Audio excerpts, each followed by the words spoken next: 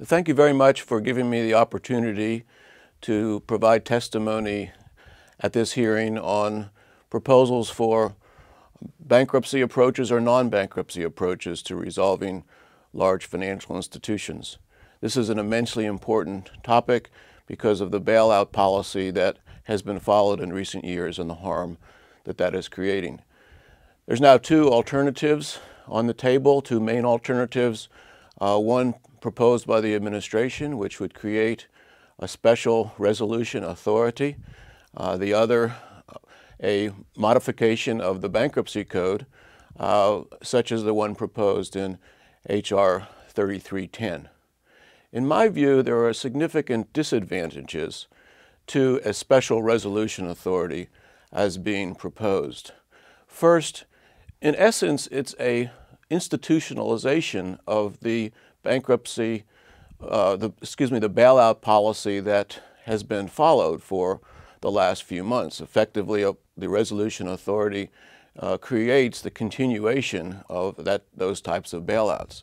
Second, it really creates much more opportunity for discretion on the part of the government, as distinct from a bankruptcy approach in which the rule of law is applied, the traditions of bankruptcy are applied.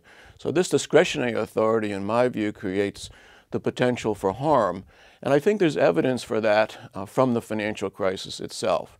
In fact, it's very important to look carefully at what happened during the panic of last fall to make a decision about these alternative approaches.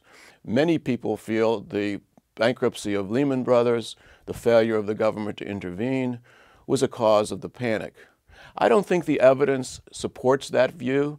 If you look carefully at the data, as I've been doing for the last year, there's evidence that the real panic began a week or 10 days after that. For example, I've looked at spreads in the money markets, a key measure of the degree to which there's tension in the markets, and those were pretty flat, moved up a little bit after the Lehman Brothers bankruptcy, but it wasn't until a week or 10 days later when the government rolled out its strategy, or lack thereof, to deal with the problem that we really began to see those interest rates spike, and they continued for the next 3 weeks. So I view as really the chaotic rollout of the government's response, in particular the $700 billion request for the TARP, with very little draft legislation, just 2.5 pages, not much description of oversight. And I think it really made it clear to people that there wasn't much of a strategy to deal with this, and that really is the source of the panic last fall. There's many other measures you can look at. One I think is useful now is just simply looking at equity markets. So for example, if you look at the S&P 500, that was actually higher a week after Lehman Brothers than it was the Friday before. It really wasn't until the following week, again, at the time of the rollout of these policies, that you really began to see the S&P 500 really tank, and it continued to do so for the next 3 weeks until the policy was clarified. So when I look at the history, and I think other people are seeing this too, there's two main lessons for the deliberations today. First, the Lehman Brothers bankruptcy was not really the cause of the panic that we saw. Second, the response of the government to the intervention, if you like, was really more of the source.